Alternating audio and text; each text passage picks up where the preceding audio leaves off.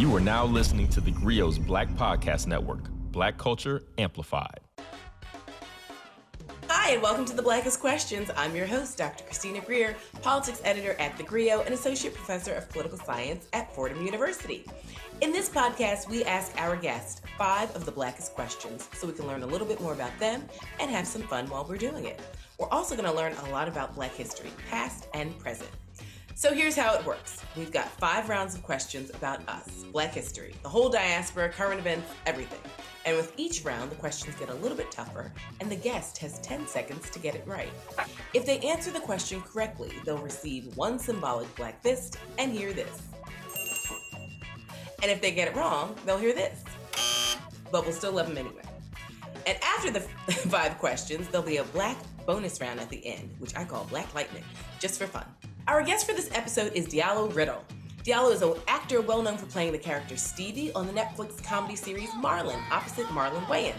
Riddle has also appeared on several seasons of HBO series Silicon Valley, as well as Curb Your Enthusiasm. Riddle, with his creative partner Bashir Salahuddin, have created 2 critically acclaimed series on television, HBO Max's Southside, which is my personal favorite, and AMC IFC's Emmy Award-winning Sherman Showcase. It's a scripted musical variety sketch comedy show. Sherman Showcase is executive produced by John Legend, and it's the stylish sketch show, moves to its own groove and invites everyone to laugh along alongside A-list guests like Issa Rae, Common, Chance the Rapper, Quincy Jones, and Lil Rel, just to name a few. And as an Emmy and WGA-nominated writer, actor, showrunner, and moonlighting DJ, Diallo has proven to be one of the most creative and multifaceted talents in the entertainment industry today. I am super excited to welcome Diallo Riddle to my show. Welcome to The Blackest Questions, Diallo. Thank you so much for coming. Thank you so much for having me. And just because this is the blackest, the blackest of the black, I have to point out that we won the NAACP Image Award for directing an episode of your favorite show, Southside. Yeah, that was a highlight of my life. I'm one of those weird, creepy people that meets folks, and when folks are like, "Oh, what are you watching?" I'm like, "If you're not watching Southside, there's something wrong with you." I become like one of those proselytizers where it's like, it's the year of our Lord 2022. Are you watching Southside? All right, what temperature y'all want? Well, let me speak for everybody. 75. Hurry up. This is fake. Congratulations, Picasso. You just discovered our new line of placebo thermostats. Gives employees the illusion of control. I think it's such, and I've told you this before, because we've known each other for a long time, I think it's such a love letter to Black people, to cities, obviously to the city of Chicago, but it's like if you are from any city, 1st tier, 2nd tier, 3rd tier city, it is such a beautiful love letter to all the different characters who live in a city and the shenanigans that ensue. Listen, I think first off, if you're calling your city a 3rd or 4th tier city, just get that chip off your shoulder. We got love no matter where you live. No, I think you're absolutely right. One of our favorite movies, me and Bashir both, is Coming to America. And in that movie, you saw Black people of every strata. And we always felt like that movie was also a love letter to the Black community. So I truly do believe that you hit it on it. You've picked up on exactly what our mission statement is for that show, which is to show how life is like, not even necessarily in city versus country, but just in whatever Black community you're from. So it can be the South Side of Chicago, it can be Southwest Atlanta, South Central LA, South Philly, South Bronx. You see the trend here. Black people like living south of the city, and we're here for that. We point cameras south of the city. We're like, they're the Black people. What are they up to? I love it. I really do. I mean, I see myself in so many characters. I feel like I've met all these characters at some point in my life. And I think it's so interesting that I hear that you love Coming to America, because obviously that's my favorite movie. I could go, if someone said, I can give you $1 million if you can quote every single line from Coming to America, I would take that bet, right? I literally wrote a book called Black Ethnics, and it's like an academic analysis basically of Coming to America. Like, that's how much I love that movie. It's like, I mean, every part of it is good. I feel like I've watched it enough times now where I can actually say pretty definitively, it is like if somebody gave you the money for 3 half-hour episodes, because literally there's like a very clear mark at the 30-minute mark where they leave Africa and come to America, and there's a clear break at the 30-minute mark. He's settled into America. I think the middle 30 minutes of that movie is actually the funniest. Yes. And then there's where he's now pursuing his bride to be, and then like it's so clearly structured, and yet it's just like a perfect little. It is almost like what Wes Anderson is, I think, to like the white persona, like that movie is to the black persona. It's like a heightened reality, full of jokes. It was extremely well shot, actually, by John Landis. But I hear that him and Eddie got into like a lot of fights over the editing of that movie, and I believe it because there's some things I'm just convinced Landis could not have nailed about the black community that I'm sure Eddie and Arsenio and all the other people working on that movie nailed. There's just some things they got so perfect. So perfect. And I think what's so interesting is that Wes Anderson is my favorite modern day director. I know every single Wes Anderson I know a lot movie. of black people who feel that way, and yet Anderson, Tim Burton, some of my absolute favorite directors, I'm just going to say it, you can count on one hand the number of black people they have in their films. So that's an issue. And that's, absolutely. I think that's the perfect segue into season 2 of Sherman Showcase, because in season 2 of Sherman Showcase, we actually imagine what a Sherman McDaniels movie. We like to say on our show that Sherman McDaniels is always ahead of his time. There's a fake trailer for a movie directed by Sherman McDaniels that Wes Anderson saw and then directed all his movies based upon that trailer. But for us as creators, it was just an excuse for us to sort of wish fulfillment, sort of throw ourselves into a Wes Anderson film and sort of do the film that Wes Anderson can't do because he never uses black actors. So he's allergic to black people. Sketch. I mean, his films are white with a capital H in the middle. Okay, but so enough about Wes Anderson. Anyway, I want to talk about Diallo Riddle. Are you ready to answer the blackest questions? Let's get into it. Okay, let's get started. Question number 1. Considered by many to be the greatest college football player of all time, this former American football running back played in the NFL for 12 seasons and is the Republican nominee in the 2022 race for a seat in the United States Senate. Well, my blood went cold when you asked a sports question because I am not the biggest sports guy. But I know this because I'm from Atlanta and by extension, Georgia, by way of Athens.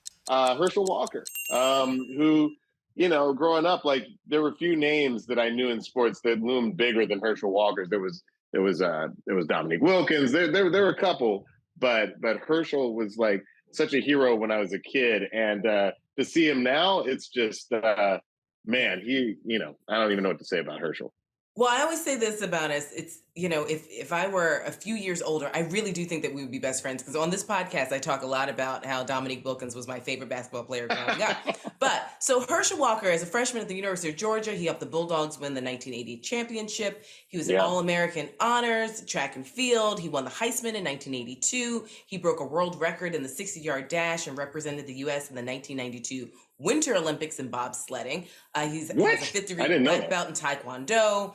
He went undefeated as a mixed martial arts fighter. He had a pro football career. He played for the Jersey Generals, the Dallas Cowboys, Minnesota Vikings, Philadelphia Eagles, and the New York Giants. He's got All-Pro and Pro Bowl honors. And he's been diagnosed with dissociative identity disorder as a result of trauma he experienced in childhood.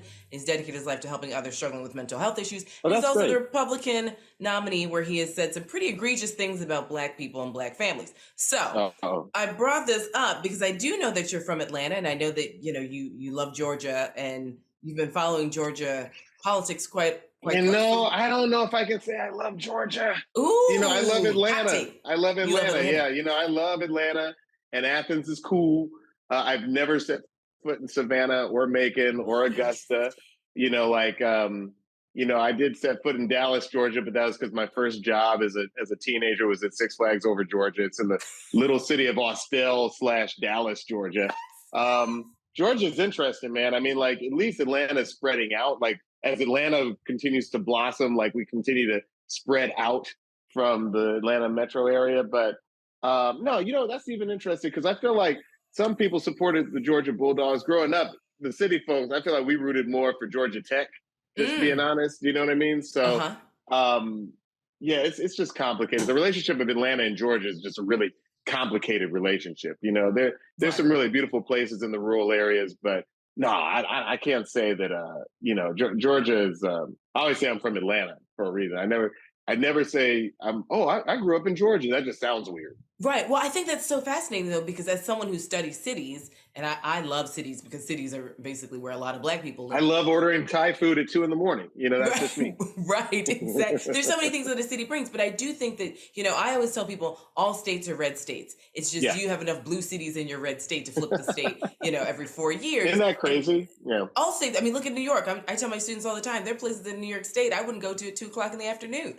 And so, you've got these blue centers in these massively red places. Now, do you follow Georgia politics or have you gone full California? Oh, no, I listen. Admittedly, I feel like I follow things. Sometimes, because you and I both know people who live and breathe in politics all day. So I know that I'm not, but absolutely, I still follow it. Yeah, let's talk about John Ossoff and Raphael Warnock. Let's talk about it. All right. Okay, so before we get to question number 2, we're going to take a brief break with our guest, Diallo Riddle. Witty, honest, entertaining. Introducing Dear Culture with Panama Jackson on the theGrio Black Podcast Network. Listen today on the theGrio mobile app for all the Black culture debates you don't want to miss. Also available wherever great podcasts are heard. And we're back. I've got Diallo Riddle with me to play the Blackest Questions. I'm so excited to have you here. Thank you so much for being here. And I'm so excited about that sponsor that we just listened to. I'm definitely going to throw some money their way. You're the greatest. Okay, you're 1 for 1.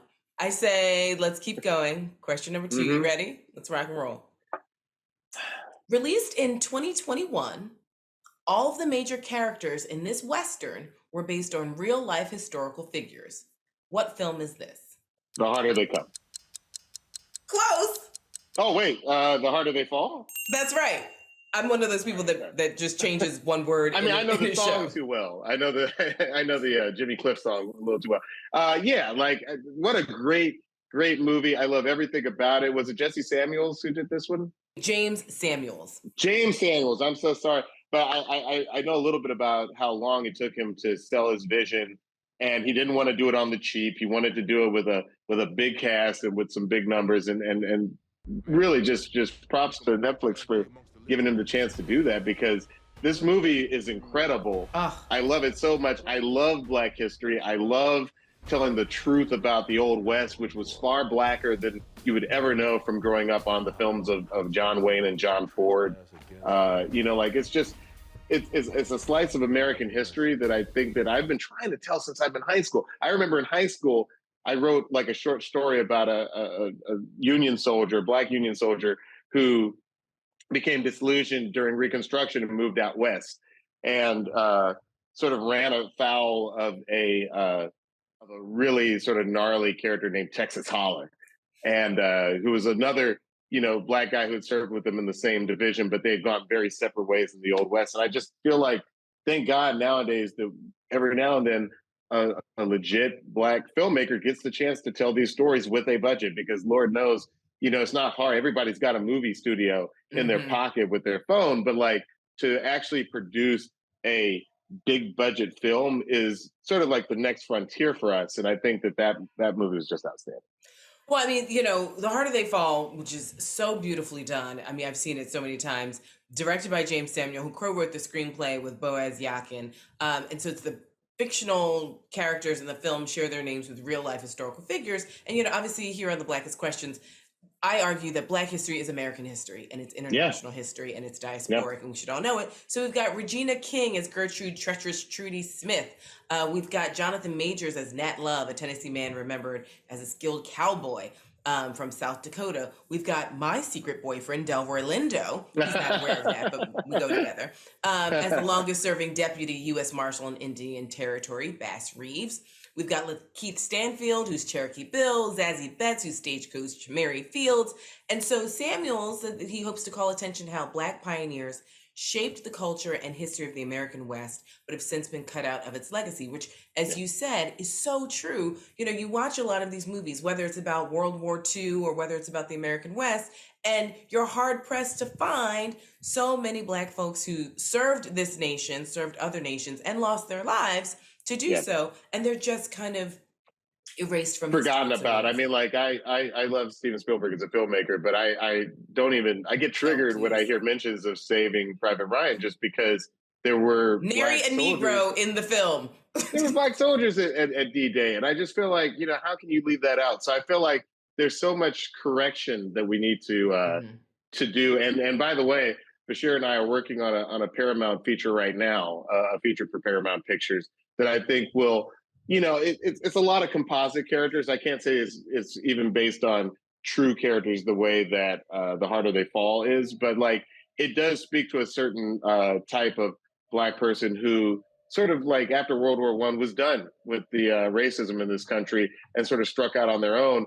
And it sort of marries our love of actual history with our love of, the classic action adventures of, Indiana Jones and Alan Quatermain and The Lost World and all those kind of like great, the sort of defining text of the action adventure genre, because that's another type of movie, of film genre that I just feel like there are not enough Black characters represented. Oh my gosh, I can't Very wait. excited about that one. Whatever you and Bashir produce, I want to see it. I want to just indulge in it. And I know in my soul that it's going to be a serious like love letter and historical foundation for Black people. Okay, so let's take a brief break with Diallo Riddle and we'll be right back. Witty, honest, entertaining. Introducing Dear Culture with Panama Jackson on the GRIO Black Podcast Network. Listen today on the GRIO mobile app for all the Black culture debates you don't want to miss. Also available wherever great podcasts are heard. Okay, we are back. I'm here with Diallo Riddle, talking Black history, Black movies, all the things. Thank you so much for joining me at the Blackest Questions. Are you ready? Thank you for having me. Question number 3. You're killing the game over here, by the way. I'm scared the questions are about to get much harder. just a skosh, as one does. Okay, question number 3. Here we go. Let's rock and roll. This African-American modern contemporary dance choreographer took his dance theater company on successful tours on every continent throughout the 1960s and 80s, solidifying his legendary status amongst the pioneers, Horton and Katherine Dunham. Who was he? I believe that's Alvin Ailey. You are correct! That's Alvin Ailey, born January 5th in 1931 in a small town in Texas.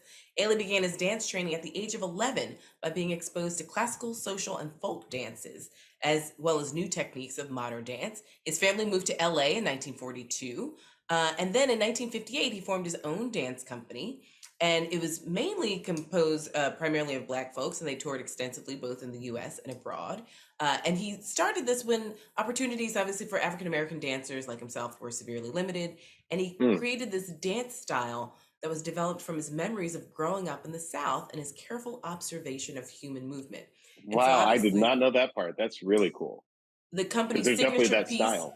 yes, Okay. is Revelations, and has been in the dance theater's repertory since 1960. And it's a powerful early work by Ailey that is set to African-American spirituals and is considered a choreographic masterpiece. Sadly, Ailey died on December 1st, 1989 in New York. Now, for me, Diallo, Christmas season doesn't begin until I see Alvin Ailey. Ever since I was young, it's Ailey is a must. Are you, I know you come from a really artistic family. Your dad was a sculptor and a painter. I know that your grandparents are sort of, spent some time in California. Now, have you seen Ailey, and is that something that is kind of part? I know your partner was a former dancer, and I know in the arts world as well. Like, is that something that is part of your foundation? Yeah, I think Black art in general has been there from the very beginning for me. I mean, like some of my first memories as a child is sort of like running between the legs of like the adults at an art gallery opening. And like, to me, the smell of art was like red wine, which is so funny to me. Because as a child, I felt like I was always around like silky clothes and red wine. And yeah, you're totally right. My wife is a dancer and choreographer. She's actually the choreographer on Sherman Showcase. So I feel like to this day, I'm still surrounded by, ballet and contemporary and jazz and, Fosse and Dunham and these things are just sort of second nature for me through her. But I think that, I think that anytime, even as a writer, I always tell young writers who come up and ask, well, how can I break into TV like you and Bashir? I'm always like, to a certain extent, write what you know. Now, some people take that as to mean write, like in the case of Alvin Ailey, he's interpreting movements that he saw as a child in Texas. But I would actually put out there that writing what you know doesn't have to be quite so literal.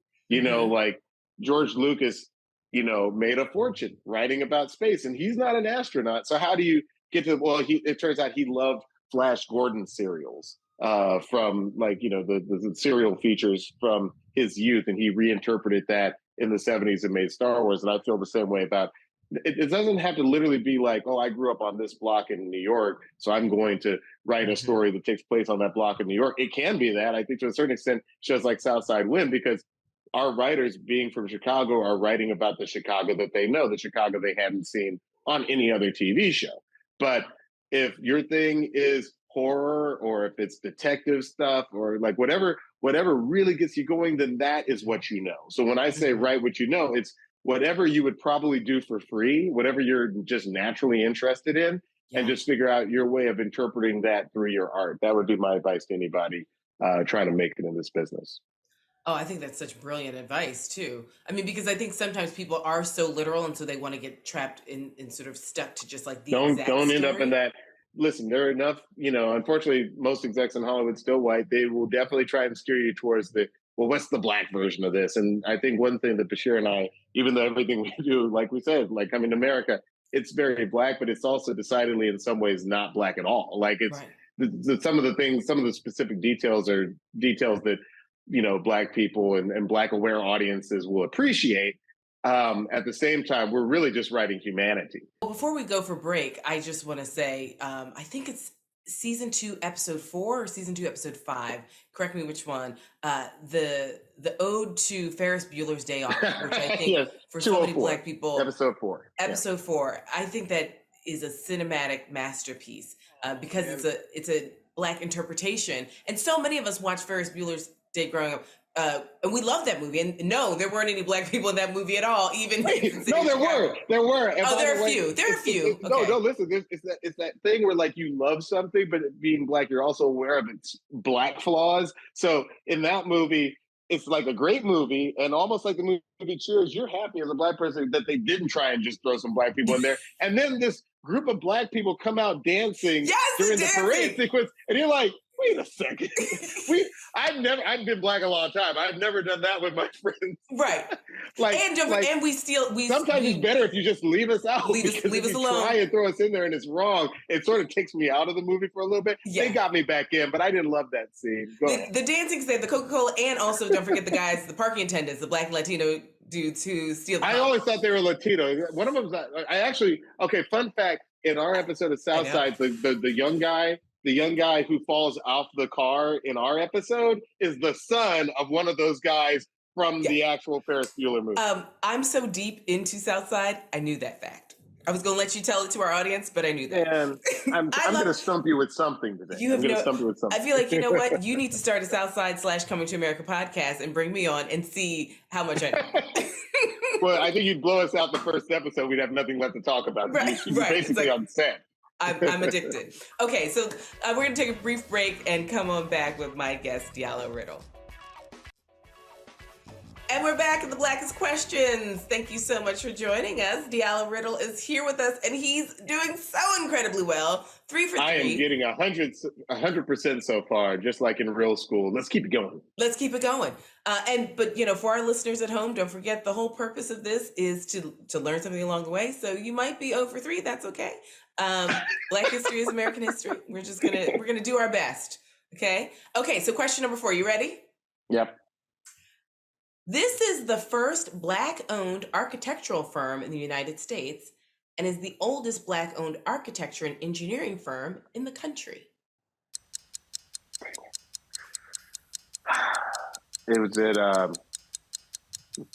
Is it Paul Williams? No, it's McKissick and McKissick. Oh, I wasn't even close to knowing this. Okay, teach me something. So it was founded in 1905 by Moses McKissick III and his brother Calvin Lunsford McKissick in Nashville, Tennessee. And the McKissick brothers had building and design in their blood. Their grandfather, Moses McKissick, came to America in 1790 as an enslaved person. It was owned by a prominent contractor who used him as a builder. McKissick passed the trade down to his son, who in turn trained his sons. So the McKissick brothers became the first Black licensed architects in the southeastern U.S. and went on to design many homes, churches, schools, and other buildings, including the Morris Memorial Building in Nashville and the 99th Pursuit Squadron Air Base in Tuskegee, Alabama, which was the largest federal contract at the time ever given to a Black-owned firm. And in 1990, Daryl McKissick, the granddaughter of Moses McKissick III, opened her own firm in Washington, D.C. The firm, which now has offices in Austin, Houston, Chicago, Washington, Baltimore, Los Angeles, and Dallas, has contributed to many significant civic projects, including the MLK Memorial and the National Museum of African American History and Culture on the National Mall. So, Cool. Black people are everywhere, not just in arts and culture, but we're also building things that are just part of sort of the literal American landscape. So you live in Atlanta, you live in LA, you're from Atlanta, with some amazing architecture in both places. There are lots of obviously prominent Black architects who are groundbreaking in U.S. infrastructure and who oftentimes go unnoticed. How do you think, just knowing, I guess I'm trying to create a parallel between the work you're doing in Hollywood, where you and Bashir are still breaking boundaries as Black writers and showrunners and creating opportunities for so many people in your field. How can we translate that to so many other fields? I mean, you've given us some great advice about writing what we know, but what other kind of foundational generic advice do you have for folks who are trying to essentially be groundbreakers? Like architects, Bashir and I always set out to build stuff that's timeless and will be appreciated 80 years from now, long after we're gone. So there's that parallel. But I would be remiss if I did not mention that my grandfather, John Riddle Sr., worked for Paul Revere Williams, who is sort of like to me, he's just the master Black architect. So for those, I bet you some of your listeners know this, but if you live in LA, some of our most iconic buildings were built by this Black architect. That's the weird structure at LAX that looks like a spaceship. That's the Beverly Hills Hotel with the sort of iconic sign. Homes from everybody from Frank Sinatra to Marvin Gaye. They're all Paul Williams buildings. The man is like, I joined the LA Conservancy in part to make sure that his architectural legacy is never messed with by people, developers who would just come in and knock down a home or knock down like one of these classic Paul R. Williams buildings. And I'm proud to say that my grandfather, who studied architecture at USC, was one of the people who worked for his firm. So I always even said, before I even knew that, oddly enough, that if I wasn't pursuing what I was pursuing, I would have pursued architecture, because to me, it's very similar when you're trying to build, a house or something. Like, essentially, it's like if you envision it, you want to build it. You want to make it real in the world. So nowadays, I envision these movies, and part of what we do is like we imagine what the set looks like, or we imagine the location that we're filming in, because we're trying to imagine this thing. And I think it's very similar to a person who will see an empty lot or an empty field and sort of imagine, well, what goes here and how does it look? I'm so proud that the Riddle family is a part of the Paul Williams legacy here in Los Angeles. Oh my gosh, I am so excited. And I'm excited for the prospect of one day I'll be going to a Riddle Salahuddin film and knowing that you actually built the sets. You know what? You bring it up. I would love to find one. If any of the Paul Williams theaters are still standing, maybe we can do a premiere there. That would be coming full circle. Full circle. And the spirit of your grandfather obviously would be right there. That's such a beautiful legacy. Okay, so we're going to take a brief break and we'll be right back with Diallo Riddle. And we're back with our guest, Diallo Riddle. Thank you all so much for joining us at The Blackest Questions. I'm not at 100% anymore, but I'm going to get this last one. You're not at 100%, but you're doing incredibly well. And I hope our listeners are really appreciating sort of you sharing so many family stories with us as well. Okay, final question before we go to Black Lightning. You ready? Yeah. Okay. Located in the central region of Ghana, it's the oldest European structure in sub-Saharan Africa. What is it? European structure in sub-Saharan Africa. I'm going to go with, this is going to drive me nuts. I don't have it. I don't know this one. Well, hopefully our Ghanaian listeners snag this one. It's St. George Castle, also known as Elmina Castle. It's about a 3.5-hour drive along the coast from Accra, and it was constructed by the Portuguese, or the construction began in 1482. And originally, Elmina Castle was not built for the purpose of holding and trading enslaved people, but it was instead a trading post for gold and other African goods. And so Beautiful. it's from this trade that the name Elmina was derived from the Portuguese, named for Da Costa de Elmina de Oro, which is the coast of gold mines. Wow. And the 91,000 square foot behemoth was one of the principal slave depots in the transatlantic slave trade for more than 3 centuries. And so when European powers began to invade the continent of Africa for enslaved people, Elmina became an essential stop on the slave route and a prison of sorts for captives. And so today in the town of Elmina, which is a lively, bustling hub, the castle towers above it, and it's a painful reminder of the past. And so I've spent some time in Ghana. Have you been to the continent? Have you been to West Africa to travel around? Or has your work sort of kept you stateside for a while? I mean, like it's something I've never gotten around to doing. I've gone through airports there, but I've never gone to go there. And it's something that I'm definitely hoping to fix pretty soon. But everything's a lot harder when you have 3 small children, which I have, and just the idea of going from LA to San Diego seems scary. Right. Because just the kids are going to do what they're going to do.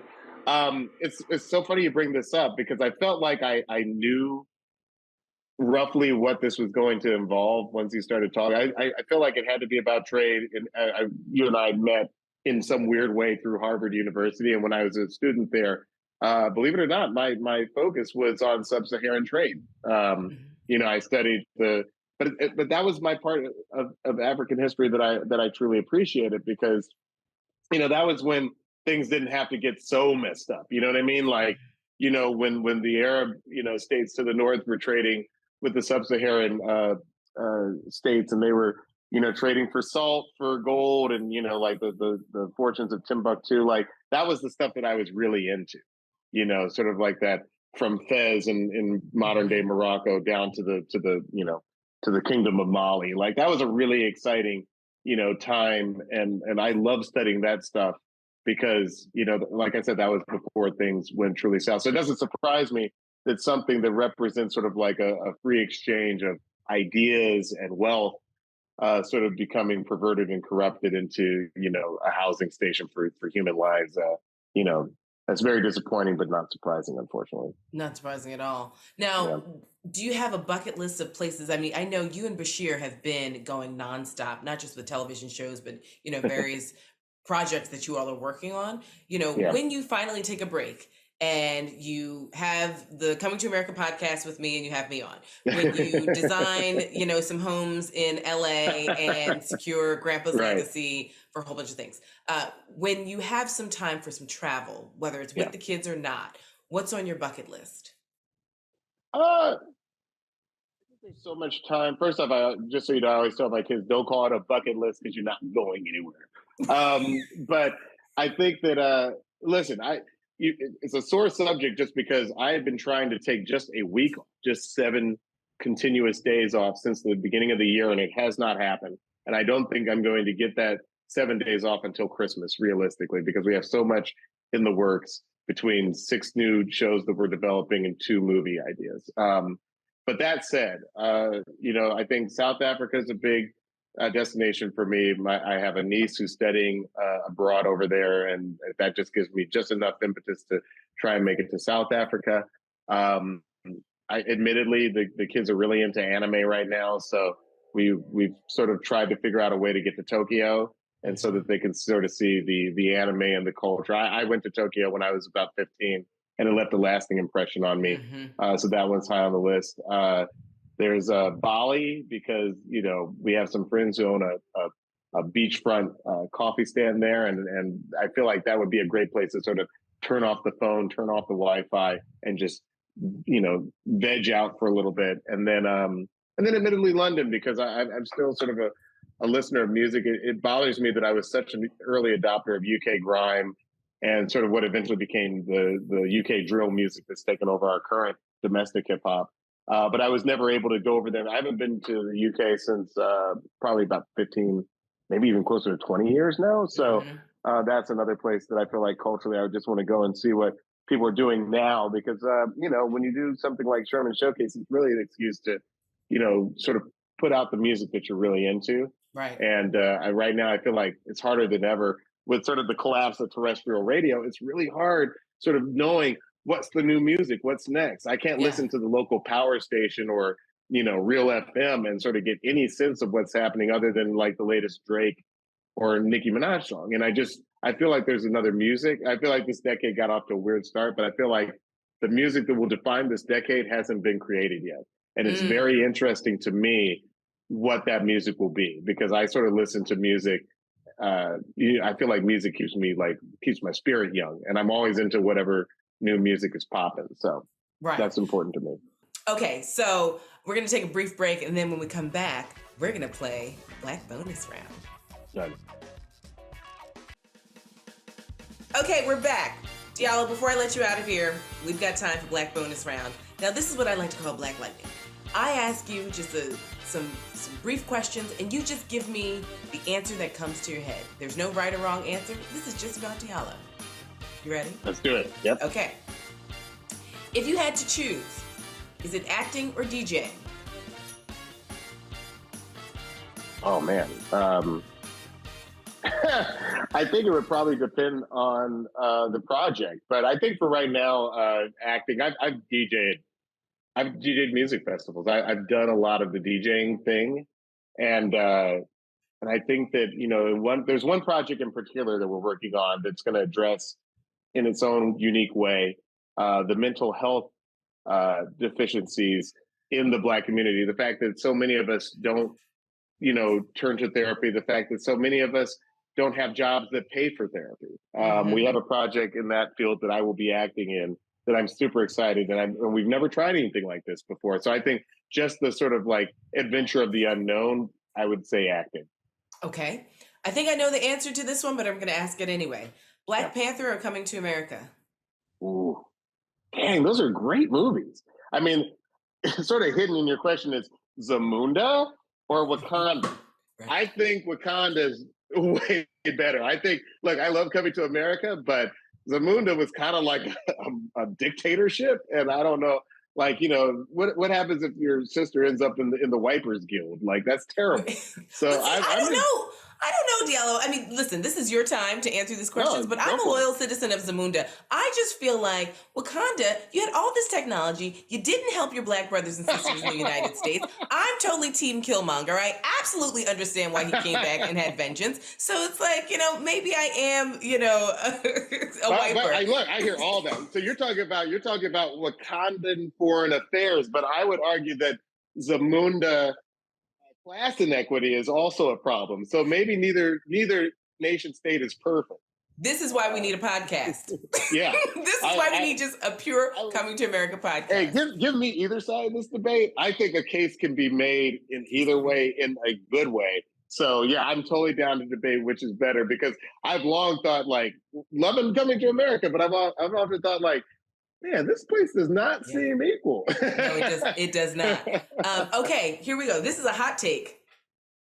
Best stand-up comedian, Marlon Wayans or Damon Wayans? I don't know. I don't even know which Marlon would say. For right now, I'm going to say Damon Wayans, just because I feel like his specials, they hit really big at the time. I feel like Marlon will tell you himself that he is still finding his voice and his way as a stand-up. But I will also say that if we're talking in the last 20 or 25 years, Marlon by a long shot. I feel like Marlon has come out with at least 2 great specials in the last couple of years. And I think his next special, which I forget the name of it. I think it's called God Loves Me or something like that. I think it's going to blow people's minds. I think it's going to actually put him at the top. Yeah. I really like him as a dramatic actor. I mean, ever since Requiem for a Dream, I was like, I'm done. I am done. Shut it down. Here we are. Time for a quick break. Stay with us. Welcome back to the Blackest Questions. Okay, Stevie Wonder or Ray Charles? Stevie Wonder. Okay. And it's probably generational, but Stevie Wonder. Yeah. Okay. I have this Ray Charles Betty Carter album that I'll make sure I send you some. Send it to me. Send it to me, and great. I'll send you these unreleased Stevie Wonder B-sides the Questlove gave me, and then you'll be like, yes. Okay. Oh well, listen, I'm Team Stevie, but I do love Ray Charles. Okay, so reality guilty pleasure goes to Real Housewives of Atlanta or Real Housewives of Potomac. Atlanta. Even though when Atlanta first started, I had an issue with it because I was like, this doesn't seem like the Atlanta that I know. But what's weird is that as time has gone on, Atlanta has started to copy the show. It's really weird. And can I just put in a vote for, I think Potomac, admittedly, I watch them all. But I shout out to my friend Akilah Green, who's one of the funniest writers I know in Hollywood. We're also big fans of Real Housewives of Beverly Hills, if only because we love Garcelle, which brings us all the way back to Coming to America. Coming to America. Okay. Quickly, someone comes to the DJ booth and requests 90s hip hop. What are you grabbing first? Tribe Called Quest is my first thought. Maybe then Wu-Tang. Here's the thing about Wu-Tang songs. You can play them. Have not heard them in a club setting ever a lot of times, especially now. Because even when they were popular, they were not club songs. Right. So you get to hear them. But here's what you don't know, the DJs know. The RZA mastered those tracks in a very sort of grimy, sort of like fuzzy way. So they don't sound amazing in the club. Like they sound better in headphones. It's just, they were mastered to be played in like old Sony Walkman.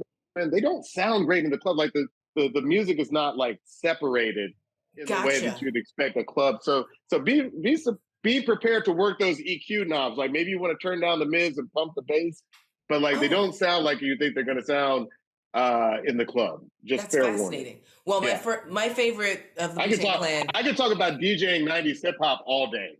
Okay, well then I'm just going to call you and have you just walk me through the brilliance that is Old Dirty Bastard's solo album. I can talk about that all day long. I think it's a masterpiece. Okay. You talking about Return to the 36? Return to the 36? Yes. Is that the one you're talking about? Yes. Return to the 36 Chambers with Brooklyn Zoo? Perfect. Amazing album. I go back and listen to the song Rawhide. Go back and listen to the song Rawhide. It is a slept-on gem from that album. I listened to his album from start to finish because I have it on wax, so I literally play the record because I think it's that great. Okay. Yeah, that's great. That's the way it was meant to be heard. Last question before I let you out of here. Shrimp and grits or chicken and waffles? Shrimp and grits. I love shrimp and grits. The Riddle family, half of us find trace our lineage back to New Orleans. When I thought I was going to have a week off in September, I was like, let's go to New Orleans because, I got New Orleans people in the family. So, shrimp and grits all day. Shrimp and grits all day. Well, Diallo Riddle, I'm so happy for you and Bashir and the success of Sherman's Showcase, which is coming out October 26th, season 2. Yep. And Southside. When's season 3 coming out? Season 3 is coming out later this year. I know the date. I'm not allowed to give it out yet, but follow me at Diallo, Diallo on Instagram. And I guarantee you'll be able to find the date that we drop. Season 3 of Southside. It's an amazing season. You'll get to know all the characters better. It's going to be great. Thank you for listening to The Blackest Questions. The show is produced by Akilah Shedrick, Jesse Vargas, and Sasha Armstrong. I want to thank our guests for this week's episode, Diallo Riddle. And if you like what you heard, please download the theGrio app and listen and watch many more great shows and share it with everyone you know.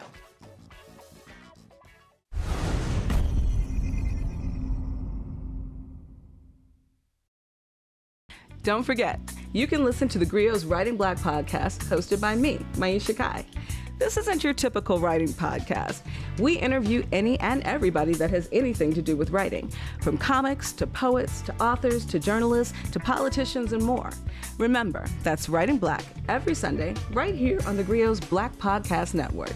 Download theGrio's app to listen to Writing Black wherever you are.